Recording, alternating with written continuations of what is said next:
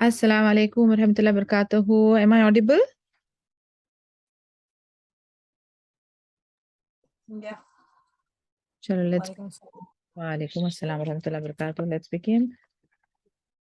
Rabbi shrah li sadri wa yassir li amri wahlul 'uqdatam min lisani yafqahu qawli. Rabbi zidni ilma, Rabbi zidni ilma, Rabbi zidni ilma.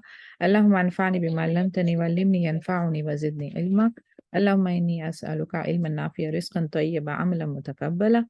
Allahumma aj'al 'amali kullahu salihan waj'alhu liwajhika khalisan wa la taj'al li ahadin fihi shay'a. أعوذ بالله من الشيطان الرجيم. بسم الله الرحمن الرحيم. Yesterday we stopped at the point where we are saying that Uthman ibn Affan radiallahu anhu with his wife Ruqayya, he migrated to Ibn Sina in Rajab in 5th year. तो उस्मान रदियल्लाहु अन्हु अपनी वाइफ रुकैया रदियल्लाहु अन्हा के साथ हिजरत कर गए रजब में इब्न सीनिया में, रजब जो कि 5th ईयर आफ्टर हिजरी का था।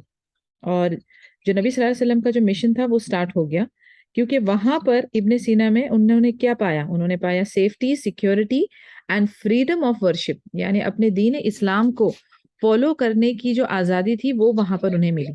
In spite of the fact कि जो इब्न सीना का जो किंग था वो क्रिश्चियन था, वो नसारा था, लेकिन अल्हम्दुलिल्लाह वो एक आदिल, अच्छा, जस्ट किंग था और उसमें टॉलरेंस और पेशेंस थी, तो वो दूसरे रिलीजन्स को अलाउ कर रहा था।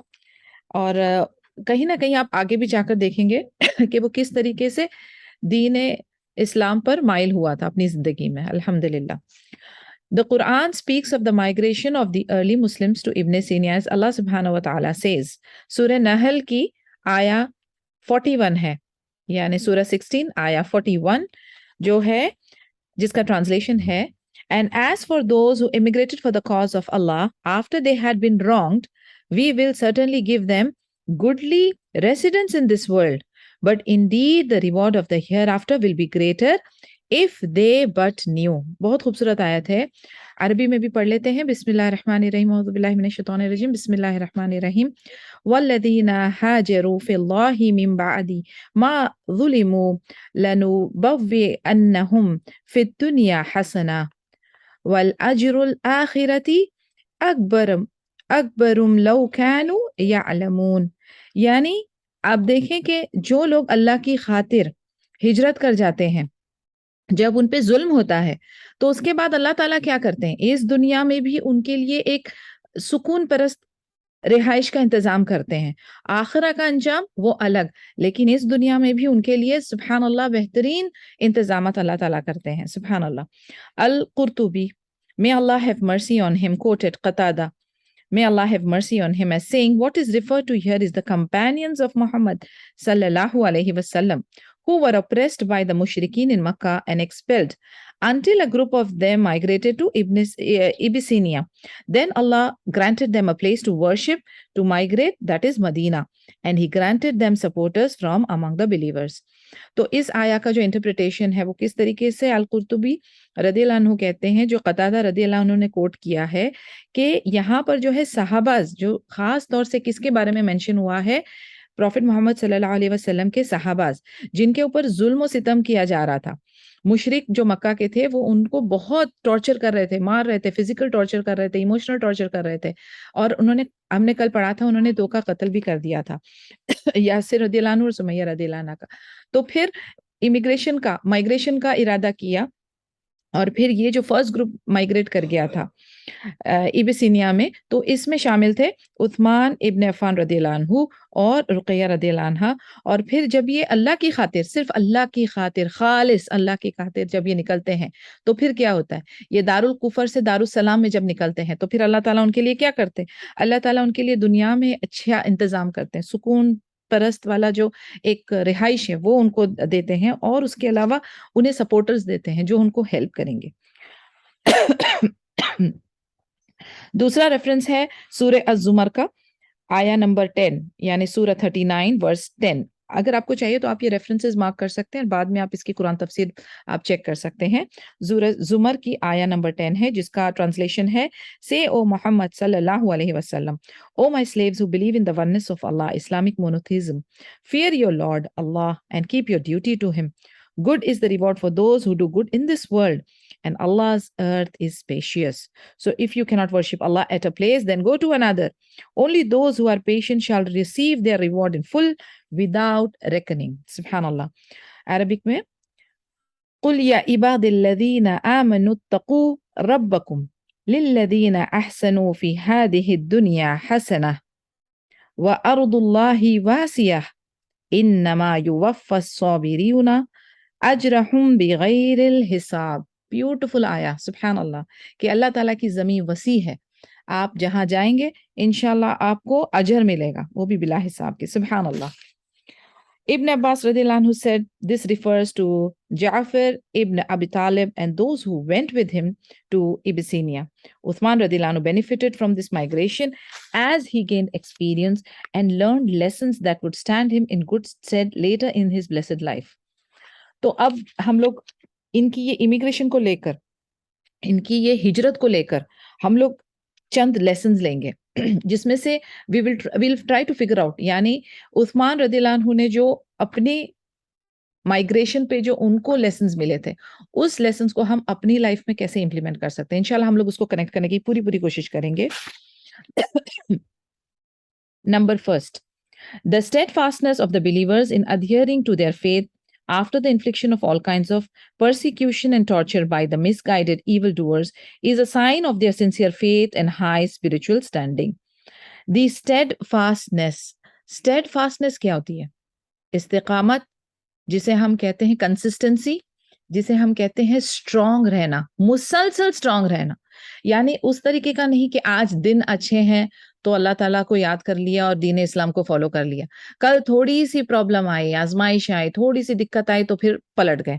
وہ نہیں، یہ ہو رہی ہے بات ثابت قدم رہنے کی ہر حال میں، چاہے کس ٹائپ کی بھی سچویشن آئے، کس ٹائپ کی بھی ٹارچر آئے، لیکن استقامت کے ساتھ دین اسلام کو فالو کرتے رہنا، اخلاص کے ساتھ اللہ سبحانہ و تعالیٰ کے ساتھ اٹیچڈ رہنا. تو اس طریقے کی جو استقامت ہے یہ کس کی علامات ہے؟ یہ سنسیئر فیتھ کی علامات ہے اور ہائی اسپرچل اسٹینڈنگ کی. یعنی یہ منافقت والی صفت نہیں ہے. منافقت والی صفت میں کیا ہوتا ہے کہ بندہ جو ہے ذرا سی مشکل آئی، ذرا سی تکلیف آئی تو وہ پلٹ جاتا ہے. لیکن جو اصل دین اسلام پر، پختہ دین اسلام پر جو چلتے ہیں، جن کا ایمان اسٹرانگ ہے، وہ چاہے آندھی آئے، طوفان آئے، کسی بھی ٹائپ کی ٹارچر آئے، کسی بھی ٹائپ کی آزمائش آئے، کسی بھی ٹائپ کی تکلیف آئے، وہ کیا کرتے ہیں؟ وہ اپنے پیر جما کے رکھتے ہیں اور ان کا عقیدہ صرف اللہ سبحانہ و تعالیٰ پر ہوتا ہے. تو یہ علامات ہے ایک اسٹرانگ ایمان کی، یہ علامات ہے ایک صحیح سچے مسلمان کی. As their peace of mind, contentment and hope for the pleasure of Allah subhanahu wa ta'ala was far greater than the torture. subhanallah. خوبصورت لائن ہے، اتنی بیوٹیفل لائن ہے کہ میرے حساب سے یہ ہمیں اپنے دل و دماغ پر اس کو کارو کر لینا چاہیے. یہ لوگوں کے اندر حتیٰ کہ دنیاوی لحاظ سے ان کے اوپر مشکل آ رہی ہے، تکلیف آ رہی ہے، ٹارچر آ رہی ہے، لیکن اللہ سبحانہ و تعالیٰ کے اوپر ان کا ایمان ہے، تو اللہ سبحانہ و تعالیٰ ان کے دل میں سکینت ڈالتے ہیں، ان کو اسٹیٹ آف مطمئنہ میں ڈالتے ہیں، which is called peace of mind. ان کے پاس ایک پیس آف مائنڈ ہوتا ہے، ان کے پاس ایک کنٹینمنٹ ہوتی ہے، سیٹسفائیڈ ہوتے ہیں، اور ان کے اندر ہوپ ہوتی ہے، رجا جسے ہم کہتے ہیں نا امید. یہ امید کس پہ ہوتی ہے؟ یہ صرف اللہ پہ ہوتی ہے اور اللہ تعالیٰ کو راضی کرنے کے لیے ہوتی ہے، اللہ تعالیٰ کا پلیجر سیکھ کرنے کے لیے ہوتی ہے. تو وہ جو وہ ٹارچر وہ کر رہے ہوتے ہیں اس کے بدلے میں یا اس کے کمپیریزن میں یہ جو خوشی اور کنٹینمنٹ ہے اس کی تلنا بہت زیادہ ہوتی ہے. تو اس سے کیا ہوتا ہے؟ اس سے انہیں کوئی فرق نہیں پڑتا ہے. یعنی جسٹ امیجن آپ کو پیر کے نیچے کانٹا چبھ رہا ہے اور اوپر آپ ایک ٹھنڈا مشروبات پی رہے ہیں، ایک اچھا ٹھنڈا لیمن جوس پی رہے ہیں، نیچے آپ کو ایک ہلکا سا کانٹا چبھ رہا ہے. کیا آپ کو وہ کانٹے چبھنے کی در زیادہ ہوگی کہ جو آپ انجوائے کر رہے ہیں، لذت آپ جو اٹھا رہے ہیں اس کی آپ کو پلیجر زیادہ ہوگی؟ Some thing like that.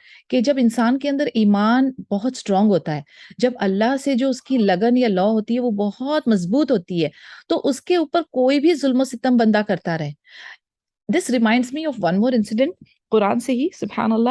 جب ہم آسیہ رضی اللہ عنہا کا پڑھتے ہیں قصہ، جس طریقے کی physical torture, mental torture, emotional torture فرعون آسیہ رضی اللہ عنہ پہ کرا تھا، بٹ لک ایٹ ہر، شی از آن ہر اون. رب ابنی عندک بیت فی الجنہ، سبحان اللہ، اللہ تعالیٰ نے ان کے لیے وہ جنت کا ان کا ٹھکانے کی ونڈو کھول دی، وہ اللہ کے ساتھ جڑی ہوئی ہے، ان کو کوئی ٹارچر، کوئی فزیکل پین کا احساس نہیں ہو پا رہا. کیوں نہیں ہو رہا؟ کیونکہ the feeling of her connection with Allah subhanahu wa ta'ala is very very strong.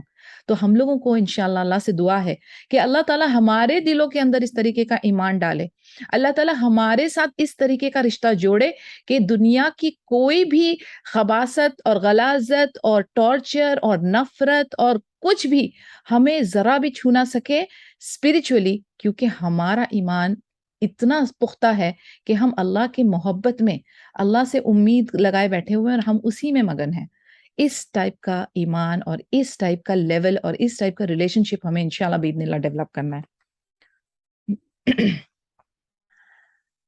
The pleasure of Allah was far greater than the torture, deprivation and the pain that affected their bodies. یعنی ان کو physical torture کا بھی احساس نہیں ہوتا تھا. Because what matters most for the sincere believers and da'iyas is their spiritual aspirations, not their physical needs.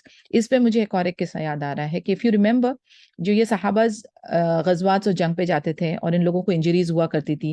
ایک صحابی تھے جن کا وہ ایک ایرو کا جو باڈی میں لگا ہوا تھا اور وہ بڑا مشکل سے نکل رہا تھا، تو ان کو کہا گیا تھا کہ صلاح کی حالت میں یہ نکل جائے گا، بیکاز جب وہ صلاح کی حالت میں ہوتے تو ان کا خشوع اور خضوع اتنا اسٹرانگ ہوتا ہے کہ he will not feel the physical pain. سبحان اللہ. یعنی آپ دیکھیں، میں آپ کو جو سمجھانا چاہ رہی ہوں کہ ہماری باڈی جیسے ہمارا فزیکل اسٹیٹ، ہمارا مینٹل اسٹیٹ، ہمارا ایموشنل اسٹیٹ اینڈ ہمارا اسپرچل اسٹیٹ، ہر انسان کے اندر یہ 4 طبقے ہوتے ہیں. ٹھیک ہے، تو آپ کا اسپرچل اسٹیٹ جو ہے نا، اگر وہ بہت اسٹرانگ ہے اور وہ جب اللہ تعالیٰ کے ساتھ جڑا ہوا ہے تو یہ باقی 3 جو ہے نا، یہ بالکل اس کے سامنے اس کی کوئی معنی نہیں رہتی.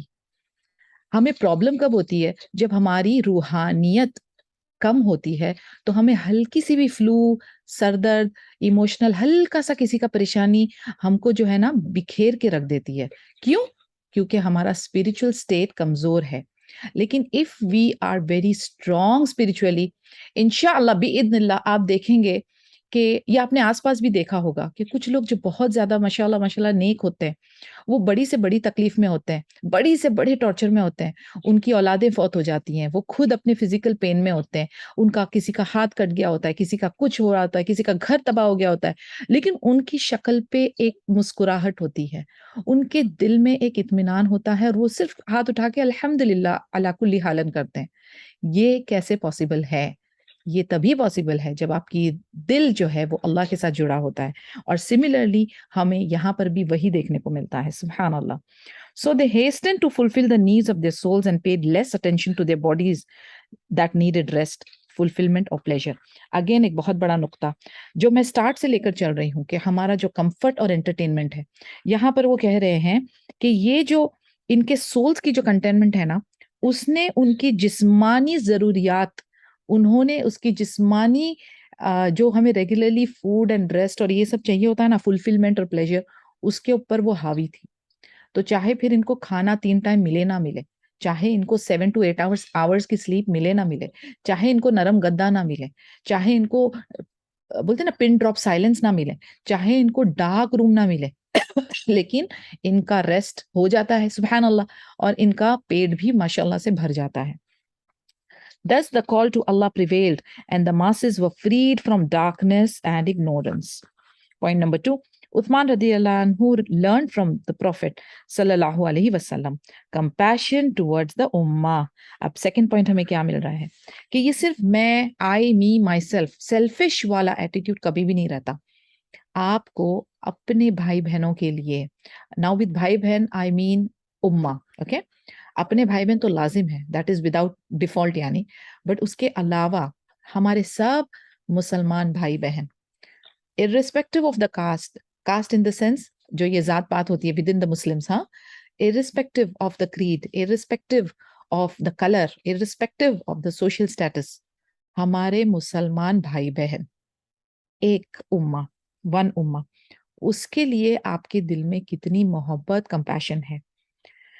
بیکاز عثمان رضی اللہ عنہ کس کو فالو کر رہے ہیں؟ پروفٹ محمد صلی اللہ علیہ وسلم کو کر رہے ہیں. ہمیں کس کو فالو کرنا ہے؟ ہمیں بھی محمد صلی اللہ علیہ وسلم اور ان کے صحابہ کو فالو کرنا ہے. تو آپ وہ لائنیں سمجھیں کہ ابھی عثمان رضی اللہ عنہ کس سے لیسنز لے رہے ہیں. تو انہوں نے سیکنڈ لیسن پکڑا ہے دوبارہ سے محمد صلی اللہ علیہ وسلم, because he was very close with him. تو ان کو اچھی طرح سے پتا ہے کہ نبی پاک صلی اللہ علیہ وسلم کا طرز عمل کیا تھا. تو his compassion was demonstrated when he became caliph and before that when he lived in Medina at the time of Prophet Muhammad صلی اللہ علیہ وسلم.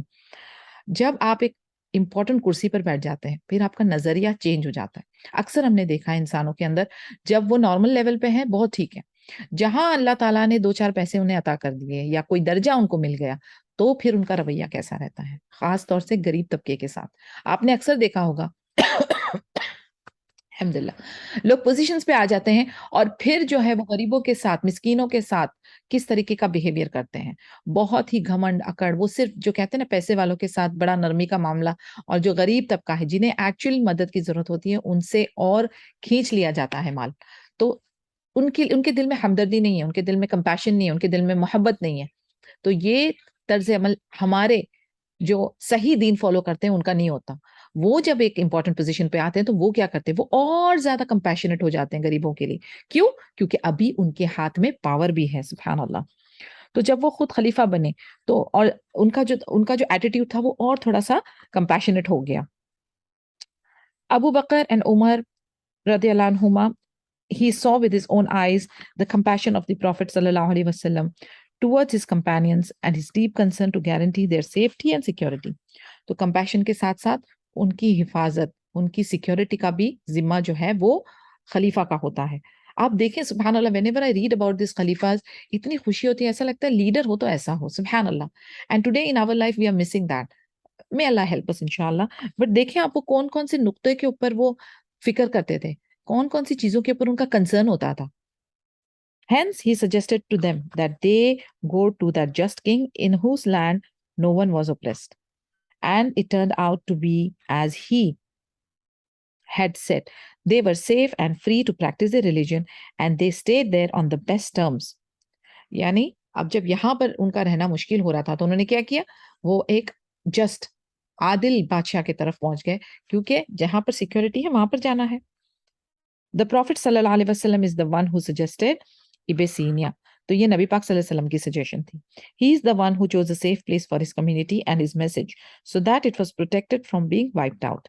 یعنی اسے ہم حکمت بھی کہتے ہیں, اسے ہم پلاننگ بھی کہتے ہیں, اسٹریٹجی بھی کہتے ہیں کہ نبی پاک صلی اللہ علیہ وسلم کو پتا چلا تھا کہ یہ والی جگہ جو ہے یہ سیف ہے, یہاں پر ریلیجن پریکٹس کرنا بھی آسان ہوگا, دعویٰ کرنا بھی ایزی ہوگا, اور یہ جو کنگ ہے وہ جسٹ ہے. This is how the Prophet ﷺ trained Muslim leaders in every era to plan wisely and with far-sightedness in order to protect the call of Islam. ابھی وہ کیا پروٹیکٹ کر رہے ہیں, مینلی تو ان کا حفاظت کرنے کا مدعا کیا ہے, مدعا یہ ہے کہ دین اسلام کا کام چلتا رہے. تو جو میسج آف اللہ ہے, جو توحید کا جو میسج ہے وہ پروٹیکٹ کرنا ہے.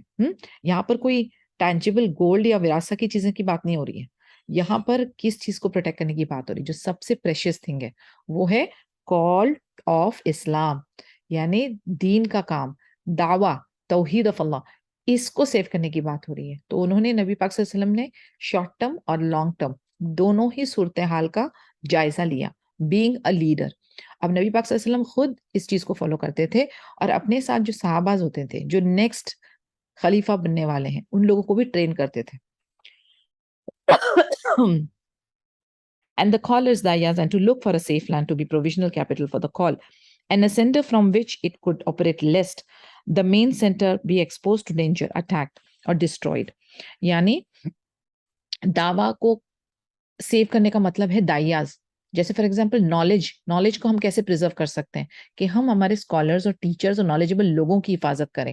نالج جو ہے وہ صرف بکس تک محدود نہیں ہے, نالج جو ہے وہ ان لوگوں کے دل میں ہے, ان لوگوں کے میتھڈولوجی میں ہے, تو ان لوگوں کو پریزرو کیا جائے. تو نبی پاک صلی اللہ علیہ وسلم کی سوچ دیکھیں آپ کیسی تھی, کتنی یعنی شارٹ رن اور لانگ رن دونوں کے لیے کتنی مزے کی تھی, کہ انہوں نے ان لوگوں کو جو الحمدللہ اسٹرانگ بلیورز ہے, at the same time strong diers ہیں, ان کو پروٹیکٹ کرنا ہے, کہیں مشرک ان لوگوں کو قتل نہ کر لے. تو اس طریقے سے جہاں پر بھی ڈینجر ہو تو وہاں سے ہٹ کے سیف ایریا میں پہنچ جائے. The dayas are a true asset and all efforts should be focused on protecting them without any negligence or risk that could jeopardize their lives or their safety. One Muslim is equivalent to an earth full of people who are outside of the religion of Allah and do not believe in Tawheed. Subhanallah. अब इसमें आप देखें comparison दी गई है, बहुत जबरदस्त comparison कि लोग हैं, बहुत सारे लोग हैं. मैं ये नहीं कहती कि कोई जान बेफजूल है या किसी जान की कीमत नहीं. इंसानी खून की कीमत है, इंसानियत की कीमत है, ऑफ कोर्स. लेकिन आप एक बात ज़हन में रखें, एक स्कॉलर, एक नॉलेजेबल पर्सन, एक स्किलफुल बंदा, एक इम्पोर्टेंट इंसान, इम्पोर्टेंट अपने पैसे के लिहाज से नहीं, अपनी सलाहियत के लिहाज से, उसका प्रिजर्व करना बहुत ज़रूरी है. और एक जो इधर जनरल रूलिंग जो लिखी गई है कि एक मुस्लिम, एक अच्छा मुस्लिम जो है ना, वो बहुत सारे लोगों के बनिस्बत वज़नी, महँगा और कीमती है. क्यों? क्योंकि उसके अंदर क्या है? उसके अंदर उसका दीन है, उसके अंदर अक़ीदा तौहीद है, और ये तौहीद का इंडिपेंडेंटली अपना एक वज़न होता है. आप लोगों को पता होगी वो वाली हदीस भी कि सारी दुनिया की हर चीज़ें एक पलड़े में रखी जाए और ला इलाहा इल्लल्लाह एक पलड़े में रखा जाए, तो किसका वज़न ज़्यादा होगा? बेशक ला इलाहा इल्लल्लाह. अब अगर जिस इंसान के दिल के अंदर ये है, तो उस इंसान का वज़न कितना होगा? सुभान अल्लाह. इसलिए कहा गया है कि वो एक मुसलमान, सच्चा मुसलमान जिसके दिल में तौहीद है, जो कि अपने दीन को अच्छी तरह से फॉलो करता है, उसकी कंपैरिजन में ये दूसरे लोग जिसके पास तौहीद नहीं है, उसके मुकाबले बहुत कीमती है, बहुत वज़नी है और बहुत ज़रूरी और इम्पोर्टेंट है. तो इसको सेव करना बहुत ज़रूरी है. Point number 3, Uthman radiallahu anhu learned from the Prophet's advice to migrate to Abyssinia that risk should be undertaken by those who are close to the leader, his family relatives. The notion that the leader's relatives should be kept away from danger and that those who are not related to the leader or are not of high status should be sent to confront danger is far removed from the way of Prophet Muhammad sallallahu alaihi wasallam. देखिए आप मुशरिकीन का क्या इरादा था, उन्होंने नबी सल्लल्लाहु अलैहि वसल्लम को टॉर्चर करना था, उनके मिशन को रोकना था. तो अभी नॉर्मली लोग क्या करते हैं कि अगर आप डायरेक्टली उस लीडर को आप अटैक नहीं कर पाते हो, तो उसकी वीकनेस क्या है? हर एक इंसान की वीकनेस होती है, राइट? उसकी वीकनेस होती है उसकी औलाद, उसकी वीकनेस होती है उसके लव्ड वंस, ठीक है? तो अक्सर जब इस तरीके की जंगी माहौल होती है या इस तरीके की फाइट्स होती है, तो लोग क्या करते हैं, अपनी फैमिली को अंडरग्राउंड कर देते हैं, अपने बच्चों को अंडरग्राउंड कर देते हैं. क्यों? क्योंकि जो दुश्मन होते हैं वो क्या करेंगे, वो इनको किडनैप कर लेंगे या इनको कत्ल कर लेंगे या इनको टॉर्चर करके जो मेन लीडर है उससे अपना काम निकलवाएंगे. तो वो ही पॉलिसी को अपनाते हुए ये जो है इस चीज को मद्देनजर रखते हुए ये एक्शन लिया गया था. Hence, when Uthman radiallahu anhu became Khalif, his relatives were in the forefront of the army. Abdullah ibn Abi Sarh led the conquest in Africa, and Abdullah ibn Amir led the conquest in the east. He commanded Muawiyah to travel by sea, accompanied by his wife, and to be at the head of the army. This will be discussed in further detail below when we speak of the conquest.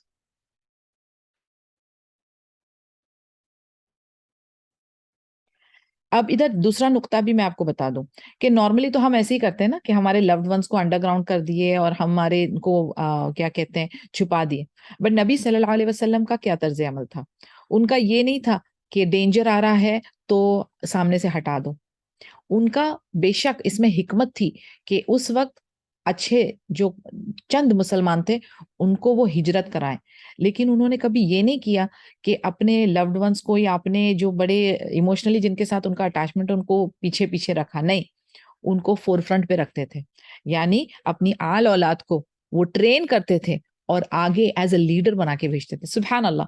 अब आप सोचें हमारे तर्ज अमल क्या है. हम लोग बहुत ही पथेटिक हैं. हम लोग जो है ना, और ये जनरली रिमाइंडर है सबके लिए, इसमें मैं किसी को पिन पॉइंट नहीं कर रही हूँ, मैं सबसे पहले गुनहगार हूँ और मैं अपने आप की इस्लाह करूंगी. स्कूल के लिए, कॉलेज के लिए, दूसरे फंक्शन के लिए जल्दी-जल्दी सुबह में हम भेजेंगे, दूर-दूर पिकनिक पे भेज देंगे। लेकिन पास में मस्जिद होगी, वहाँ हम अपने बच्चे को नहीं भेजेंगे। क्यों? अकेले कैसे जाएगा? اکیلے کیسے جائے گا؟ بیٹا 14 سال کا ہو رہا ہے، 15 سال کا ہو رہا ہے، بقالہ میں جا سکتا ہے لیکن مسجد اکیلے نہیں جا سکتا۔ یعنی آپ دیکھیں کس طریقے کا ہمارا طرز عمل ہے۔ اور یہاں پر کیا بات ہو رہی ہے؟ یہاں پر یہ بات ہو رہی ہے کہ جب اللہ کا کاز ہے، اللہ کا کام ہے، دین اسلام کا جب مقصد ہے تو کیا ہوتا ہے؟ وہ اپنے اولادوں کو ٹرین کرتے ہیں، اپنے چھوٹے چھوٹے بچوں کو ٹرین کرتے ہیں اور آگے رکھتے ہیں، فور فرنٹ پہ رکھتے ہیں کہ وہ بھی یہ مشن میں آگے آگے رہیں، ان کو بھی اللہ تعالیٰ کی پلیجر، اللہ تعالیٰ کی کہتے ہیں نا رضامندی کا مزہ چکھنے کو ملے، تاکہ وہ آگے لے چلیں جو مشن ہے ہمارا۔ کیا مشن ہے ہمارا؟ مشن ہے توحید، لا الہ الا اللہ، شیطان سے لڑنا ہے اور اللہ تعالیٰ کی بات کو آگے لے کر جانا ہے، اللہ تعالیٰ کی وحدانیت کو آگے لے کر جانا ہے۔ تو ہم جو ہے اپنے ہمارا بچہ تھک جائے گا، ہمارا بچہ بیمار ہے، ہمارا بچے کو صلاحیت نہیں ہے کر کے ہم پیچھے رکھتے ہیں۔ کیا ہم نے کبھی یہ سوچا کہ ہمیں اسے ٹرین کرنا ہے کہ یہ اذان دے، یہ امام بنے؟ حالانکہ ہم دعا کر رہے ہیں، ربنا حب لنا من ازواجنا ذریاتنا قرۃ اعین واجعلنا للمتقین اماما۔ ہم امام بنے کی دعا کر رہے ہیں اس کی، لیکن ٹریننگ نہیں دے رہے ہیں۔ کیوں نہیں دے رہے؟ نہیں، وہ تھک جائے گا، اس کو ابھی پڑھائی کرنی ہے، ابھی ٹیوشنز جانا ہے، ابھی کلاسز کرنی ہے۔ کیوں کیوں ہم نے دین کو نیچے کر دیا؟ ہم نے اپنے ہاتھ سے ہی ہمارے بچوں کو کیوں کمزور کر دیا؟ ہمیں انہیں جیسے ہی ان کی کہتے ہیں نا سمجھداری آ جائے، اس کی بھی کوئی پکی ایج نہیں ہے، right from 7 years to you can say 14 years میں بھی۔ ہر بچے کی وہ جینیٹکس پہ ڈیپینڈ کرتا ہے، اس کی لائف اسٹائل پہ ڈیپینڈ کرتا ہے، لیکن جیسے اس میں سمجھداری آ جاتی ہے، اس کو نماز کی تاکید کرے۔ اور لڑکوں کی نماز، آدمیوں کی نماز گھر میں نہیں ہوتی، ان کو مسجد جانا ہے۔ سبحان اللہ، یہاں پر چپے چپے پہ مسجد ہے، کوئی بہانہ نہیں، انہیں مسجد بھیجیں، انہیں قرآن پڑھنے کے لیے مسجد بھیجیں، انہیں یہ دین و اسلام کے کام کے لیے آگے آگے رکھیں۔ کوشش آپ یہ کریں کہ آپ ان کو پش کرتے جائیں، ان کو آگے آگے رکھیں۔ ان کو صرف دنیاوی چیز کے لیے پریپیئر ہم کر رہے ہیں اور دنیاوی چیز میں ہم آگے آگے کر رہے ہیں، لیکن دین کے معاملات میں نہیں، وہ ابھی تیار نہیں ہے، ابھی چھوٹا ہے، مونچھیں نکل آئی ہیں، چھوٹا ہے۔ Don't do that, and it's a reminder for me first and then for others انشاءاللہ تعالی۔ Hence, when Uthman radiallahu anhu became Khalif, his relatives were in the forefront of the army. جب عثمان رضی اللہ عنہ خلیفہ بنے تو ان کی فیملی فور فرنٹ میں تھی، ان کے اولاد عبداللہ ابن ابی سارہ led the conquest، وہ آگے لیڈر بنے۔ عبداللہ ابن عامر led the conquest in the east، یعنی اپنے بیٹوں کو فرسٹ لیڈر بنایا تھا۔ اب آپ سوچیں گے کہ جو دنیاوی لحاظ سے لوگ کرتے ہیں کہ بھائی میں ہوں اور کنگ ہوں، میں شیخ ہوں، تو میرے بعد میرا بیٹا بنے، کیونکہ میری والی جو پاور ہے، میری والی جو پیسہ، جو عیش و عشرت اینڈ ایوری تھنگ ہے، وہ میرے بچے کو پاس ہو۔ یہاں پر وہ پیسہ، عیش و عشرت کی بات نہیں ہو رہی ہے، یہاں پر جنگ کا ماحول ہے، یہاں پر جہاد القتال کا ماحول ہے۔ تو آپ فرق سمجھ رہے ہیں؟ ہم لوگ صرف پیسہ، پاور، اس کے پیچھے ہم کہتے ہیں ہمارے بچوں کو ہم پہنچا دیں۔ یہاں پر کوئی پیسے کی بات نہیں ہو رہی ہے، کوئی پاور کی بات نہیں ہو رہی ہے، یہاں پر جنگ میں بھیجا جا رہا ہے، جہاں پر شہید ہونے کے چانسز بہت ہائی ہیں۔ تو سبحان اللہ، آپ دیکھیں کس طریقے سے شیطان نے ہمارے دماغوں کو پلٹ کے رکھا ہوا ہے، اینڈ ہم بالکل برعکس ایکشن کرتے ہیں جو کہ صحاباز کے تھے۔ may Allah protect us and may Allah forgive us. Amin ya Rab. Point number 4. Uthman radiallahu anhu was the first one of this ummah to migrate to Abyssinia with his family. The Messenger of Allah sallallahu alayhi wasallam said, Sahibahum Allahu inna Uthmana la awalu man hajara ila Allahi bi ahlihi ba'da Lut. May Allah be with them. Uthman is the first one to migrate with his family for the sake of Allah after لوط علیہ السلام۔ لوط علیہ السلام کے بعد عثمان ابن عفان رضی اللہ عنہ was the first one to migrate with the family۔ دیکھیں اکیلے جانے میں نا بہت آسانی ہے، آپ کوئی بھی کام، جیسے for example, again I will give you an example, آپ صبح بہت زبردست طریقے سے تہجد میں اٹھ رہی ہیں، فجر پڑھ رہی ہیں، آپ فجر پڑھنے کے بعد ذکر اذکار کر رہی ہیں، آپ نے اشراق پڑھی ہے، زبردست، آپ کو لگ رہا ہوگا آپ نے بہت اچھا کام کیا، اور آپ کے بچے سو رہے ہیں، آپ کا میاں سو رہا ہے۔ I'm sorry to say that you have not done a great deal۔ جب آپ کوئی نیکی کر رہی ہیں، عبادت کر رہی ہیں، اور آپ اپنے فیملی کو بھی ساتھ میں لے کر جب آپ کرواتی ہیں نا، سبحان اللہ، تب ہے کہ بھئی آپ کو ایک کہتے ہیں نا سٹار ملنا چاہیے، you get a star، because اب آپ نے اپنا کام کمپلیٹ کیا، سبحان اللہ، باذن اللہ۔ اکیلے کوئی بھی عبادت کرنا، اکیلے کہیں پہ ٹریول کرنا، اکیلے کہیں پر بھی پہنچ جانا ٹائم پر ایک دم، نو نو نو نو نو نو۔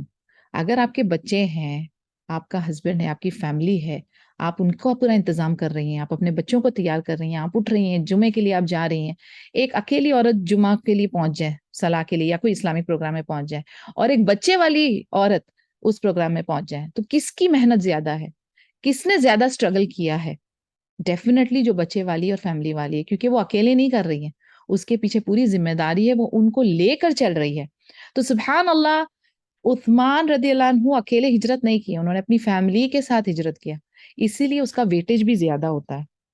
When there was a rumor that the people of Makkah had become Muslim, news of that reached the immigrants in Abyssinia. So they came back. But when they drew close to Makkah, they heard that what was being said about the people of Makkah becoming Muslim was false.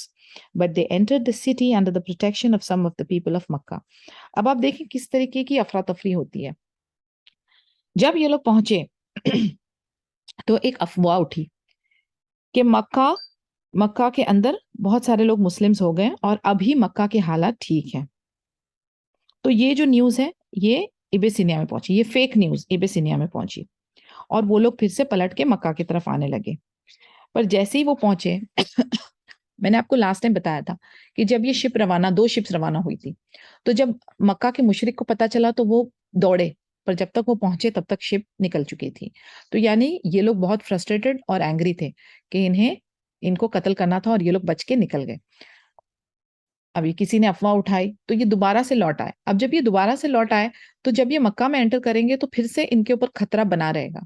تو ان کی ایک policy کیا ہوتی تھی کہ اگر یہ مکہ میں انٹر کرنا چاہتے ہیں تو مکہ کا ہی کوئی باشندہ جو کہ نوٹڈ نوبل پرسن ہوگا وہ ان کی گارنٹی لے گا, گارنٹر بنے گا, تو وہ پروٹیکشن اگر کوئی دے گا تو یہ انٹر ہو سکتے ہیں. ٹھیک ہے نا. Among those who returned was Uthman ibn Affan radiallahu anhu and his wife Ruqayya radiallahu anha. Allah be pleased with them both. He settled there until Allah granted permission to migrate to Medina. تو ان کو protection offer کی گئی, کچھ مکہ کے لوگوں نے protection ان کو offer کری, اور پھر یہ دوبارہ سے مکہ میں آ گئے. اور دوسرا جو ان کا امیگریشن تھا پھر وہ مدینے میں تھا, تب تک کہ وہ مکہ میں تھے. From the day he became Muslim, Uthman radiallahu anhu stayed close to the Prophet sallallahu alaihi wasallam wherever he was, and he did not leave him except when he migrated with his permission or went on a mission for which he appointed him. عثمان رضی اللہ عنہ نبی پاک صلی اللہ علیہ وسلم کے پاس قریب میں رہتے تھے, اور جب تک ان کا حکم نہیں ہوا کہ مدینے میں مائگریٹ کرو تب تک کہ وہ نہیں گئے. دوسرا, کبھی وہ ان کو کسی کانکویسٹ پر بھیجتے تھے, کسی غزوات, کسی جنگ پہ بھیجتے تھے تو وہ جاتے تھے. اس کے علاوہ وہ he used to work closely with Prophet Muhammad sallallahu alaihi wasallam. In staying close to the Prophet sallallahu alaihi wasallam, he was like all of the rightly guided caliphs. Uthman radhiyallahu anhu had a strong connection to the message of Islam from the first year, and he did not miss any event in the life of the Prophet sallallahu alaihi wasallam, public or private. Nor did he miss any event in the reigns of the first 2 caliphs, or in other words, he did not miss anything that had to do with the laying of foundations of the Islamic State. کیونکہ عثمان رضی اللہ عنہ پہلے سال سے, یعنی he was from the early Muslims, right? تو وہ اس time سے لے کر جب نبی پاک صلی اللہ علیہ وسلم تھے, جب مدینہ میں ہجرت ہوئی, جب ابو بکر صدیق رضی اللہ عنہ خلیفہ بنے, جب عمر ابن الخطاب رضی اللہ عنہ خلیفہ بنے, تو یہ سارے پیریڈ میں وہ بالکل کلوز ان کے ساتھ ہیں, ان کے پرائیویٹ میٹرز میں بھی اور ان کے پبلک میٹرز میں بھی. تو اس کا مطلب یہ ہے کہ ہی نیو انسائڈ آؤٹ, یعنی جتنے بھی مسئلے مسائل ہوتے ہیں اس کو سمجھنا, اس کے بارے میں کیا سلیوشن نکالنا, وہ سارا کچھ انہیں پتا تھا. یعنی سبحان اللہ, اللہ تعالیٰ کا کام دیکھیں, کیونکہ اللہ نیو دیٹ یہ ہے رائٹلی گائیڈڈ خالفس, یہ ہے جو آگے لے کر چلیں گے اسلامک اسٹیٹ کو, تو ان کو پوری چیز کی ایکسپیرینس ملنی چاہیے. اب آپ دیکھیں کہ انسان کو ایکسپیرینس کب آتا ہے. جیسے فار ایگزامپل آپ کچن میں کھانا بنا رہی ہیں, آپ کی بیٹی جو ہے وہ آپ کو ہیلپ کر رہی ہے, جب وہ چھوٹی ہے تھوڑی تو وہ آپ کو کٹنگ کر کے دے رہی ہے, واشنگ کر کے دے رہی ہے, سوک کر رہی ہے, کچھ نہ کچھ آپ کو ہیلپ کر رہی ہے, بٹ وہ آپ کے ساتھ واچ کر رہی ہے, آپ کو کمپلیٹلی ایبزارب کر رہی ہے. جیسے جیسے اس کی ایج بڑھتی جا رہی ہے, صلاحیت بڑھتی جا رہی ہے, وہ رسپانسبلٹیز بھی اس کی بڑھتی جا رہی ہے. تو جو بھی بندہ آپ کے ساتھ رہتا ہے, آپ کو اسسٹ کرتا ہے, آپ کو دیکھتا ہے, آپ کیسے موو کر رہے ہو, کیسے کیا کر رہے ہو, سب کچھ آپ کو آبزرو کرتا ہے. پھر جو وہ بندے کے اندر صلاحیت آتی ہے, سبحان اللہ, کئی بار اپنے گرو سے بھی, اپنے ٹیچر سے بھی, اپنے ماسٹر سے بھی بہت اچھی صلاحیت آ جاتی ہے. کیوں؟ کیونکہ آپ پریکٹس میں ہیں, آپ آبزرو کر رہے ہیں. اور یہی صلاح میں دیتی ہوں ہمیشہ کہ اگر آپ کو کوئی بھی اسکل سیکھنا ہو تو آپ کسی بھی ایکسپرٹ کے ساتھ اسسٹنٹ بن جائیں. پہلے آپ چھوٹے موٹے کام کریں، کلیننگ کریں، صفائی کریں، پوچھا ماریں، ٹھیک ہے. پھر دھیرے دھیرے آپ اسسٹ کرنے لگیں، ہلکے ہلکے ہلکے. آپ کا اسٹڈی تھیوری تو چل رہی ہے، تھیوری آپ نے پڑھنا ہے لازمی، تھیوری کے ساتھ ساتھ آپ کا پریکٹیکل ایکسپیرینس یا ایکسپوجر کتنا ہے، اور اس کے بعد آپ پریکٹس کرنے شروع کریں گے. جب آپ پریکٹس میں آتے ہیں تو سبحان اللہ پھر جو روانگی آتی ہے اس کی کیا کہنے. تو یہی طریقہ کار تھا ان کا. He was supposed to be the خلیفہ، سبحان اللہ. تو اسی لیے وہ نبی پاک صلی اللہ علیہ وسلم کے ساتھ جڑے ہوئے تھے، ان کے پبلک افیئرز میں بھی، ان کے پرائیویٹ افیئرز میں بھی، اور اسی طریقے سے ابو بکر صدیق رضی اللہ عنہ کے ساتھ بھی، اور اسی طریقے سے عمر ابن الخطاب رضی اللہ عنہ کے ساتھ بھی. تو اس سے کیا ہوا کہ ان کو اسٹیٹ کیسے چلانا ہے، لوگوں کے ساتھ کیا معاملہ ہے، مشرک کے ساتھ کیا معاملہ ہے، باہر انٹرنیشنل لیول پہ کیا معاملہ ہے، سب چیز کو سالو کرنے کی strategy and everything, he was well trained. Uthman radiallahu anhu and the Holy Quran. The method by means of which Uthman ibn Affan radiallahu anhu and all the noble Sahabas were educated was the Holy Quran. میں نے theory کی بات کی نا، ان کی theory کیا تھی، ان کا کریکولم کیا تھا، سبحان اللہ. ان کا کریکولم تھا قرآن، which was revealed from the Lord of the worlds. It was the only source of guidance to be accepted. صرف یہی قرآن ہی تھا جو ان کی ہدایت کا ذریعہ تھا. بیکاز آف کورس ان کے سامنے تو لائیو پروفیٹ محمد صلی اللہ علیہ وسلم تھے، and they can ask questions, they can see ہم. تو ان کے ورڈز، ان کے ایکشنز، ان کی ٹیچنگز، ان کے کمانڈز ان کے سامنے تھے بالکل بھی. تو تھیوری کے طور پہ صرف ان کے پاس کیا تھا، قرآن. The Prophet صلی اللہ علیہ وسلم was keen to ensure that the Muslims acquired their concepts from one source only. صرف ایک سورس، کوئی اور کتاب نہیں، سبحان اللہ. کوئی اور کتاب نہیں، اور آج بھی وہی ہے، کوئی اور کتاب نہیں، سبحان اللہ. ہمارے پاس دو ہے ایکچولی، قرآن اینڈ حدیث. The Holy Quran alone was to be the methodology and focal point on which the Muslim individual, family and society were to be raised. یعنی جو میتھڈولوجی ہونی ہے، جو مین فوکل پوائنٹ ہے، وہ کیا ہے، قرآن. اکیلے کے لیے، پرسنل لیول پر، فیملی لیول پر، اور سوسائٹی کے level per. The verses which Uthman radiallahu anhu heard directly from the Messenger of Allah sallallahu alayhi wasallam played a role in the formation of his Islamic personality. جو کلمات قرآن کے versus جو عثمان رضی اللہ عنہ نے نبی پاک صلی اللہ علیہ وسلم سے سنے تھے، اس کا جو اثر ان کے اوپر تھا وہ بہت اہم تھا. جو ان کی پرسنالٹی، اسلامک پرسنالٹی جو بنی تھی، اس کے اندر وہ کلمات کا بہت بڑا اثر تھا. They purified his heart and soul and influenced him, and he became a new man with the new values, emotions, aims, behaviors and aspirations. وہ جو words تھے، انہوں نے ان کا تزکیہ کیا، ان کے دل کا، ان کی روح کا، ان کے نفس کا، اور وہ کلمات نے ان کو اتنا انفلوئنس کیا کہ وہ ایک بالکل نیا انسان بن گئے، ایک دم نیو ہیومن بینگ بن گئے. ان کے اندر نئے ویلیوز آ گئے، نئے ایموشنز آ گئے، نئے ایٹیٹیوڈ اور بیہیویئر آ گیا. آپ دیکھیں سبحان اللہ، چند کلمات قرآن کے، اور وہ کتنے ڈیپ اثر کر جاتے ہیں کئی بار. اور سبحان اللہ ہمارے سامنے قرآن کی صورتیں پڑھی جائے، ہم ٹس سے مس نہیں ہوتے. کیوں ایسا؟ اس پہ غور و فکر کرنا پڑے گا ضرور. عثمان رضی اللہ عنہ was deeply attached to the Holy Quran. Abu Abdurrahman al-Sulaimi narrated how he learned it from the Messenger of Allah sallallahu alayhi wasallam, and his words indicate how greatly he loved to live with the book of Allah.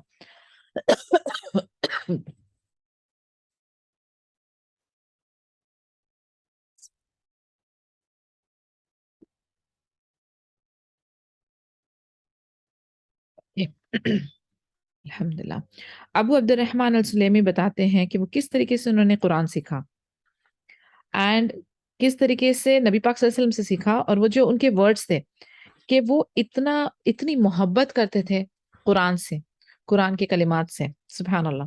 It was narrated that Abu Abdurrahman al-Sulami said, those who taught us the Quran, such as Uthman ibn Affan, Abdullah ibn Masud and others, told us that when they learned 10 verses from the Prophet sallallahu alaihi wasallam, they would not go beyond them until they had learned the knowledge contained in them and how to apply it in deed. Subhanallah. عثمان ابن عفان، عبداللہ ابن مسعود اور دوسرے صحاباز وہ کیا کرتے تھے؟ جب وہ نبی پاک صلی اللہ علیہ وسلم ان کو قرآن سکھاتے تھے، وہ ان کے ٹیچر تھے. سبحان اللہ. تو وہ 10 آیتوں کے اوپر نہیں جاتے تھے. صحاباز کہتے تھے 10 آیتوں کے اوپر نہیں جانا. وہ کیا کرتے تھے, وہ اس کو لرن کرتے تھے, وہ اس کو بائی ہارٹ کرتے تھے. پھر کیا کرتے تھے, وہ اس کے اندر جو نالج ہے, اس کا جو فہم ہے نا, فہم, وہ انڈرسٹینڈنگ کو اپنے اندر لایا کرتے تھے.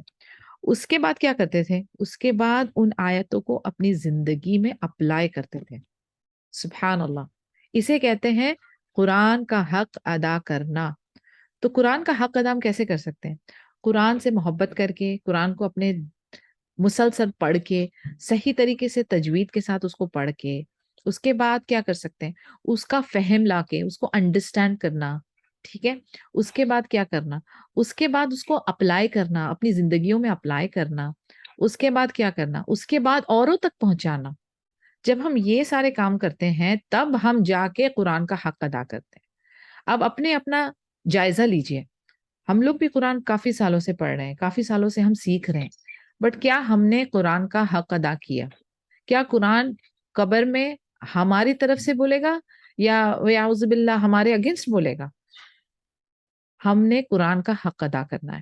It is not about again the quantity کہ میں نے دو قرآن ختم کر دیا ایک مہینے میں اور میں اتنی اسپیڈ میں پڑھ لیتی ہوں, اور یہ اس کا اجر اپنی جگہ, ٹھیک ہے, اگر آپ نے صحیح طریقے سے پڑھا ہے تو. لیکن کیا حق ادا کیا؟ یہ لوگ کیا کرتے تھے, عثمان رضی اللہ عنہ, عبداللہ ابن مسعود 10 آیتوں سے اوپر نہیں جانے دیتے تھے. وہ کہتے تھے نبی پاک صلی اللہ علیہ وسلم کو 10 آیتوں تک, دے یوز ٹو اسٹاپ ہم. پھر کیا کرتے تھے, وہ اس کو وہ لرن کرتے تھے, بائی ہارٹ کرتے تھے. پھر اس کی نالج جو ہے, وہ جو ہے اس کا فہم, اس میں سے وہ ڈرائیو کرتے تھے. وہ ڈرائیو کرنے کے بعد کیا کرتے تھے, پھر وہ اس کو اپنی زندگیوں میں اپلائی کرتے تھے, اپنے ایکشنز میں اپلائی کرتے تھے. سبحان اللہ. They said, so we learned the Quran and knowledge and its application together. یعنی قرآن کا سیکھنا, اس کا حفظ کرنا, اس کی نالج, اس کا فہم حاصل کرنا اور اس کا اپلیکیشن, یہ سب اکٹھا کرتے تھے. Hence, they would spend a while to memorize a surah. اسی لیے ان کا سورہ ایسے 1-2 دن میں ختم نہیں ہوتا تھا. اتنے سٹیپس تھے اور اسی وجہ سے وہ تھوڑا سا لمبا ٹائم لیا کرتے تھے. اس کا ریفرنس ہمیں سورہ سعد میں ملے گا, سورہ نمبر 38 ورس نمبر 29, جس کا ٹرانسلیشن ہے, This is a book, the Quran, which we have sent down to you, full of blessings, that they may ponder over it verses, and that men of understanding may remember. Subhanallah. Kitabun anzalnahu ilayka mubarakun liyadabbaru ayatihi وَلِيَتَذَكَّرُوا أُولُو الْأَلْبَابِ. یعنی آپ دیکھیں, غور و فکر کرنا, okay, اس پہ تدکر کرنا اور اس کو پھر اپلائی کرنا. تدبر اینڈ تذکر. ہمارا طرز عمل کیا ہے؟ سوچنے کی بات ہے. عثمان رضی اللہ عنہ narrated that the Prophet sallallahu alayhi wasallam said, خَيْرَكُمْ مَنْ تَعَلَّمَ الْقُرْآنَ وَعَلَّمَهُ. The best of you are those who learn the Quran and teach it. یعنی قرآن جو ہے نا, وہ ہماری زندگی کا فوکل پوائنٹ ہونا چاہیے, سب سے امپورٹنٹ چیز ہونی چاہیے ہمارے لیے, سب سے یعنی سب سے زیادہ جس کو ہم ریفر کرتے ہوں. یعنی ایک طرف آپ کا موبائل ہے اور ایک طرف آپ کا قرآن ہے. ہم کس چیز کے لیے زیادہ ریچ آؤٹ کرتے ہیں؟ دن میں کتنی دفعہ ہم قرآن کو پکڑتے ہیں اور کتنی دفعہ ہم موبائل کو پکڑتے ہیں؟ وہ نمبرز آپ دیکھ لیجئے, تو آپ کو اندازہ ہو جائے گا کہ آپ کی زندگی میں کس چیز کی امپورٹنس زیادہ ہے. اللہ تعالی ہم لوگوں کو اہل القرآن بنائے اور قرآن کا حق ادا کرنے والا بنائے, اور ہمیں قرآن سے محبت کرنے والا بنائے. ہمیں قرآن کا فہم دے اللہ تعالی, قرآن آسانی سے ہم پڑھ لیں, اس کو ہم اپلائی بھی کر لیں, اس کو ہم آگے بھی پہنچا دیں, ایسا بنا دے. آمین واجمعین یا رب. Uthman radiallahu anhu recited the entire Quran back to the Messenger of Allah sallallahu alaihi wasallam before he died. Subhanallah. Uthman radiallahu anhu نے پورا قرآن نبی پاک صلی اللہ علیہ وسلم کو سنایا ان کی وفات سے پہلے, نبی پاک صلی اللہ علیہ وسلم کی وفات سے پہلے. Among the most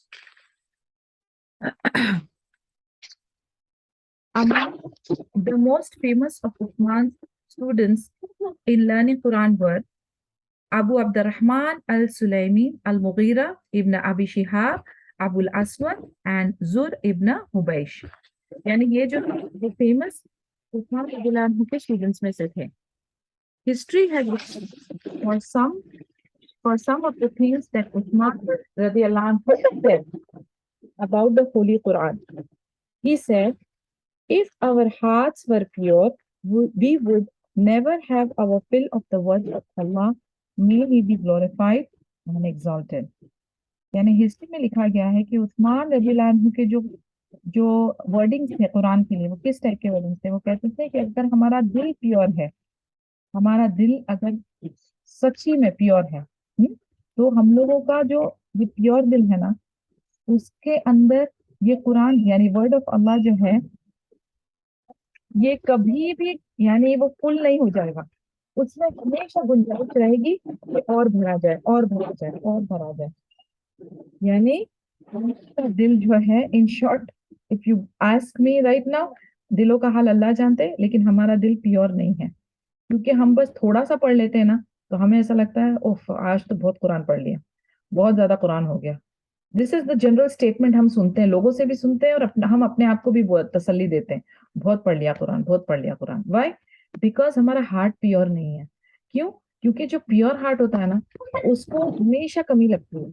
उसे ऐसा लगता है कि वो कंप्लीट अभी तक के और चाहिए, और चाहिए, और चाहिए. सुभान अल्लाह. I would not like a day to come when I do not look in the covenant of Allah, that is the mushaf. यानी उस्मान रज़ियल्लाहु अन्हु कहते हैं कि एक भी मुझे कोई दिन पसंद ही नहीं है जब मैं कुरान को ना रेफर कर सकूं.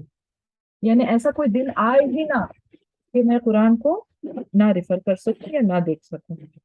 और हम लोगों में से अस्तगफिरुल्लाह लाजिम काफी सारे लोग हैं जो सिर्फ रमजान में कुरान खोलते हैं, और काफी सारे लोग हैं जो रमजान में भी कुरान नहीं खोलते, और काफी सारे लोग हैं जिन्होंने इतना ऊंचा रखा है कुरान को ऊपर अपने घर में कि सीढ़ी लगाकर ऊपर से गिदाफ में से निकालना पड़ता है. क्यों? क्यों? क्यों अपने आप को कुरान से दूर किया है आपने? क्यों उसको ऐसी किताब बना दी है जिसको आप खोलेंगे और ना आपको पढ़ना आ रहा है, ना आपको उसकी फहम आ रही है?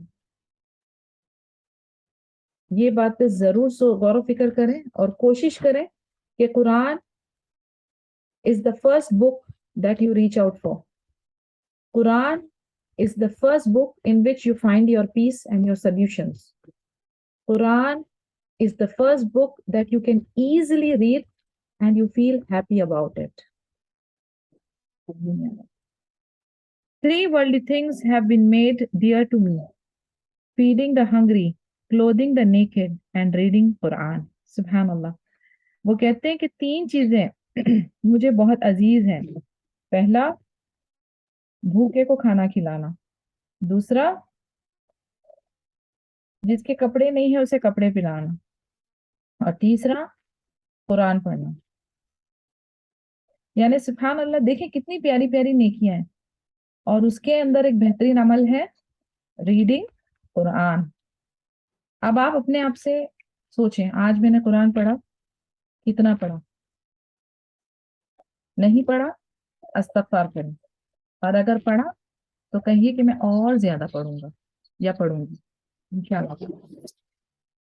There are four things which are outwardly virtues, but in reality are obligations. Mixing with righteous people is a virtue, and following their example is a duty. Reading Quran is a virtue, and acting upon it is a duty. Visiting the graves is a virtue, and preparing for a death is a duty. And visiting the sick person is a virtue, and asking him to make a will is a duty. Subhanallah. बहुत हिकमत भरे लफ्ज हैं ये. इंशाल्लाह इस पे हम लोग अभी और डिस्कस करते हैं. चार चीजें ऐसी हैं जो कि हमें एक रेगुलर एक्शन दिख रहा है. इट्स अ रेगुलर एक्शन, लेकिन इसके साथ साथ जुड़ी क्या है? ड्यूटीज जुड़ी है. मसलन पहला जो है वो है नेक लोगों के साथ आपका राब्ता, उनके साथ मिलना जुलना. ये एक अच्छा अमल है, ठीक है ना. لیکن اب اس میں ڈیوٹی کیا ہے؟ اس میں آپ کی ڈیوٹی ہے کہ آپ ان کو فالو کریں، ان کی اتباع کریں، ٹھیک ہے؟ This becomes your duty. اچھے لوگوں کے ساتھ اٹھنا بیٹھنا ہم کہتے ہیں نا کرا کرو، بٹ وہ کافی نہیں ہے. وہ سرکل کمپلیٹ کب ہوگا؟ جب آپ ان سے ان کا ایگزامپل لے کے فالو کریں گے اسی طریقے سے. ابھی دوسرا ایگزامپل لیتے ہیں. Reading Quran is a virtue. قرآن پڑھنا بہت اچھا عمل ہے، نیکی ہے، لیکن اس کے اوپر عمل، کامل عمل کرنا وہ آپ کی ڈیوٹی ہے. وہ ایک اپنے اوپر جیسے ہم کہتے ہیں نا فریضہ ہے. قبروں پہ جانا، کون سی قبر پہ جانا؟ پلیز میں مطلب اس کو اچھی طرح سے خلاصہ کر دوں کہ یہ وہ درگاہوں والی قبر کی بات نہیں ہو رہی ہے. جیسے کہ آپ کے لوڈ ونز، جیسے آپ کے کوئی لوگ جو فوت ہو جاتے ہیں اور آپ ان کو دفنانے کے لیے قبر پہ جاتے ہیں، آپ کے لوڈ ونز کو آپ وزٹ کرنے کے لیے، آدمیوں کے لیے خاص طور سے کہہ رہی ہوں کہ آپ لوگ جب قبر پہ جاتے ہیں تو یہ ایک اچھا عمل مانا جاتا ہے نا. آپ جب بھی قبرستان جاتے ہیں تو آپ کو موت کی یاد آتی ہے، ٹھیک ہے؟ آپ سارے جو قبر کو دیکھتے ساتھ سلام کرتے ہیں، اس کی طرف کھڑے ہو کے دعا نہیں کرتے، اس کی طرف قبروں کی طرف عبادت نہیں کرتے، بالکل بھی ممنوع ہے، فوربیڈن ہے، شرک ہے، ٹھیک ہے؟ بٹ وزٹنگ کی بات میں کر رہی ہوں، نارمل قبر پہ وزٹ کرنا تو وہ ایک اچھا عمل مانا جاتا ہے. اجر ہوتا ہے. آپ نے جب آپ یہ کفن دفن میں حصہ لیتے ہیں تو اس کا بہت اجر ہے، سبحان اللہ. تو سمجھو آپ ادھر جاتے ہیں تو یہ ایک اچھا عمل ہے. لیکن اس کے ساتھ ریلیٹڈ ڈیوٹی کیا ہے ہماری؟ اپنی قبر کی تیاری کرنا، اپنی موت کی تیاری کرنا، یہ آپ کی ڈیوٹی ہے، یہ آپ کا فریضہ ہے. بیمار کی عیادت کے لیے جانا بہت اچھا ورچو ہے، ٹھیک ہے نا؟ بہت اچھا عمل ہے. آپ اس کے پاس جائیں، اس کو ہمت دیں، لا بستحورا انشاءاللہ، ان کو پازیٹیو باتیں کریں، ہوپ فل باتیں کریں، ان سے کہیں کہ یہ اللہ کی طرف سے ہے اور اس میں جو ہے انسان کا تزکیہ ہوتا ہے، پیوریفائی ہوتا ہے. اللہ تعالیٰ نے بہت اجر رکھا ہے. آپ کو اگر ایک کانٹا بھی چبھے تو بہت اجر ہے. آپ اچھی اچھی دعائیں پڑھیں. ادب الباسی رب الناس یشفی انت شافی لا شفاء الا انت شفاء لا یغادر سقما. ان کے جہاں ان کو پین ہو رہا ہے، درد ہو رہا ہے، وہاں پہ ہاتھ رکھ کے پڑھیں بسم اللہ بسم اللہ بسم اللہ اعوذ باللہ و قدرتی من شر ما اجید و احاذر 7 ٹائمز. تو اچھے اچھے کلمات پڑھیں، اللہ کی یاد دہانی کرائیں، دعا کریں، استغفار کرنے کے لیے کہیں، ٹھیک ہے نا؟ اچھی اچھی باتیں کریں، ہوپ فل باتیں کریں. ورنہ ہمارا ریگولر طرز عمل کیا ہوتا ہے؟ ہم پہنچتے کسی بھی ماں کے پاس، ادھر ادھر کی باتیں شروع کرتے ہیں. اچھا کیا ہوا ہے؟ یہ ہوا ہے، ارے وہ اس کی چاچی کی بیٹی کو بھی ہوا تھا، وہ ابھی مر گئی. اچھا یہ ہوا ہے، اس کو تو اس سے بھی زیادہ تکلیف ہو گئی، اس کا تو ہاتھ کاٹ دیا. آپ جو ہیں آلریڈی بیمار کو، جو آلریڈی ایموشنلی بالکل لو ہے، اس کو آپ اور زیادہ تکلیف میں ڈال دیتے ہیں. تو اس طریقے کی باتیں نہیں کرنی ہے. ہر دکھی، ہر کمزور، ہر مشکل کشا لوگوں کو کیا کرنا ہے؟ اللہ سے جوڑنا ہے، پازیٹیوٹی ڈالنی ہے، ہوپ فلنس ڈالنی ہے، ٹھیک ہے؟ لیکن ہم لوگ جو ہے وہ ہمیشہ الٹا ہی کام کرتے ہیں. اللہ تعالیٰ ہم سب کو معاف کرے اور ہدایت دے. اللہ ہی یہدینی و یہدیکم، اللہ اصلاحکم یا رب. تو یہ 4 چیزیں ہو گئی جو نارمل عمل ہے، اور 4 اس کے ریلیٹڈ فرائض. تو انشاءاللہ آج ہم ادھر کلوز کریں گے. اگر کوئی کوشچن ہے تو please open your mic and you can ask. We have only 5 minutes to go. کوئی کوشچن ہے؟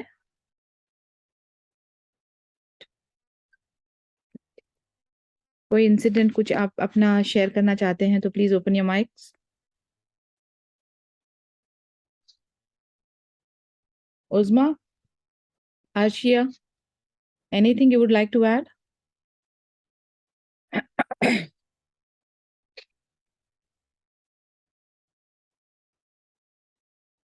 نتھنگ؟ چلو great. Yes Nothing. Alhamdulillah, it was clear. MashaAllah. clear. Any question, anything you want to add? Nothing. Anything you want to add from your personal experiences? Nothing that I can remember of now. Okay, no problem. Arshia? جی بس اللہ توفیق دے کہ سن کے ہم عمل کریں بس. ہاں جی، یہ والا جو ہے نا، یہ بہت بڑا چیلنج ہے ہمارے لیے کہ اللہ تعالیٰ ہم کو سن کے اس پہ عمل کرنے کی صلاحیت دے. کیونکہ ہم بہت سنتے ہیں، بہت پڑھتے ہیں، بہت دیکھتے ہیں، لیکن جو ہمارے عمل میں آتا ہے وہ ہے جو میٹر کرتا ہے بہت زیادہ. تو اللہ تعالیٰ اس میں ہم کو ڈالے. اور ہماری سب سے زیادہ آزمائشیں ہماری اولاد کو لے کر ہوتی ہے تو بس ادھر ہم لوگوں کو نا اللہ تعالیٰ ایسا کچھ یعنی صبر دے اور ہمارے اندر حکمت دے، ایسی بصیرت دے کہ ہم ہمارے ساتھ میں ان لوگوں کو بھی دین اسلام کی طرف استقامت کے ساتھ ان کو پختہ رکھیں، کیونکہ آج کی دنیا میں بہت بڑا چیلنج ہے یہ سب سے زیادہ، اور میرے حساب سے ہم لوگوں کی سب سے زیادہ انرجی بھی وہیں پر ہی خرچ ہوتی ہے۔ جی جی، specially with all the distractions جو چلتا ہے آس پاس، وہی تو وہی اس کا بھی بہت وہی ہمارے لیے بہت بڑا چیلنج ہے ایکچولی، کہ اتنا زیادہ ڈسٹریکشنز ہے اور شیطانیت کھلے عام چل رہی ہے کہ ہمیں بھی نا اتنا ہی اسٹرانگلی ان کو پکڑنا پڑے گا پھر۔ جی Fareen, do you want to add some thing?